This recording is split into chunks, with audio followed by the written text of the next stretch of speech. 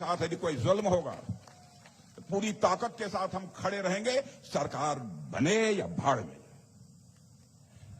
आप लोगों का मैं अभिनंदन करता हूं। 2014 में आप लोगों ने समाजवादी पार्टी की साइकिल का चेन उतार दिया।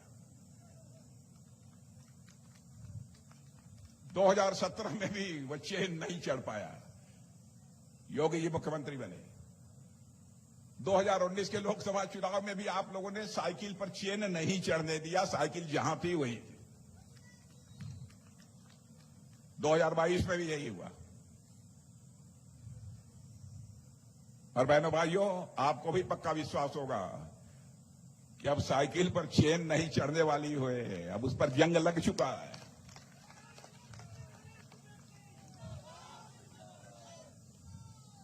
और कांग्रेस की जहां तक हालत है, कांग्रेस की हालत दिनों दिन पतली होती जा रही है। लेकिन हम लोग चाहते हैं स्वस्थ लोकतांत्रिक व्यवस्था में कुछ तो ताकत होनी चाहिए। दिनों दिन समाप्त होते जा रहे हैं, यह हालत हो गई है इन लोगों की।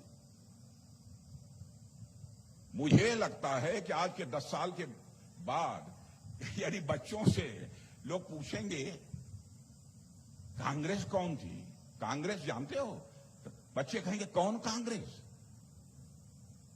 जैसे सारी दुनिया से डायनासोर लुप्त हो गया है मेरे बहने भाइयों, मुझे लगता है कांग्रेस भी भारत की राजनीति से लुप्त होने जा रही है। ये देश को कहां ले जाना चाहते हैं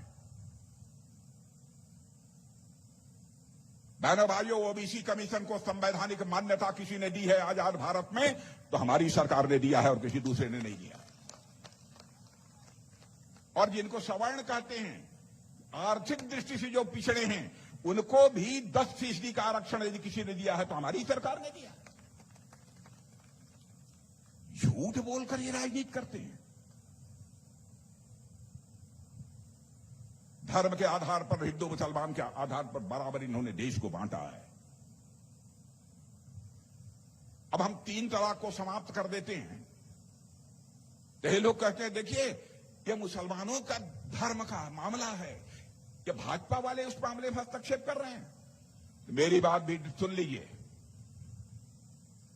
हिंदू हो, मुसलमान हो, ईसाई हो, यहूदी हो, जो भी भारत का नागरिक है, उसकी मां बहन बेटी वो हमारी भी मां बहन बेटी है। बहनों भाइयों, उसके साथ यदि कोई जुल्म होगा तो पूरी ताकत के साथ हम खड़े रहेंगे, सरकार बने या भाड़ में।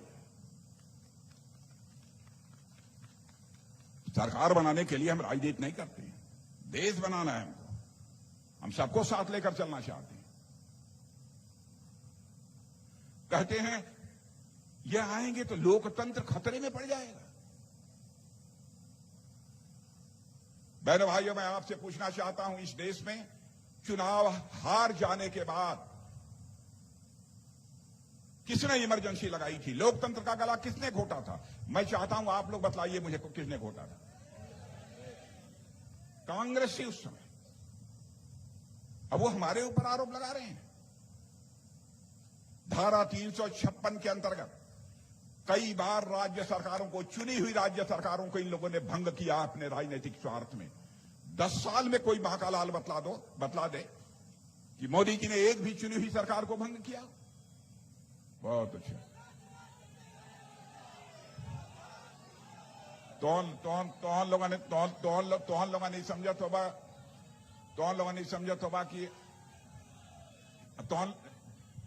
ने समझा तो बाकी दिल्ली उल्ली में रहना अपन भाषा भूल गए हुई हैं। लेकिन बहनों भाइयों, मैं धरती से जुड़ा हुआ हूं, अपनी मातृभूमि से जुड़ा हुआ हूं। यदि तोहन लोगन भोजपुरी बोला तो हम भोजपुरी बोला, भोजपुरी में हम अच्छी तरह बात कह सकें। आप लोगों ने धैर्यपूर्वक हमारी सारी बातें सुनी हैं, इसलिए मैं आप सबको धन्यवाद देता हूं। और कभी भी हमारे हरीश द्विवेदी को रिकॉर्ड मतों से जिता दीजिए। फाइनल है ना, तो फाइनल तक जिता दीजिए। तो मैं हरीश द्विवेदी को कहूंगा कभी साल 1.5 साल में जब भी मौका मिले, एक बार मुझे फिर से इसी संसदीय निर्वाचन क्षेत्र में बुला लेना। और दोबारा यदि इस संसदीय निर्वाचन क्षेत्र में हरीश द्विवेदी के जीतने के बाद आना चाहूंगा, तो अपना स्वागत कराने के लिए नहीं आना चाहूंगा, बल्कि शीश झुकाकर यहां की जनता का अभिनंदन करने के लिए आना चाहूंगा, आप सबके प्रति आभार व्यक्त करने के लिए आना चाहूंगा। आप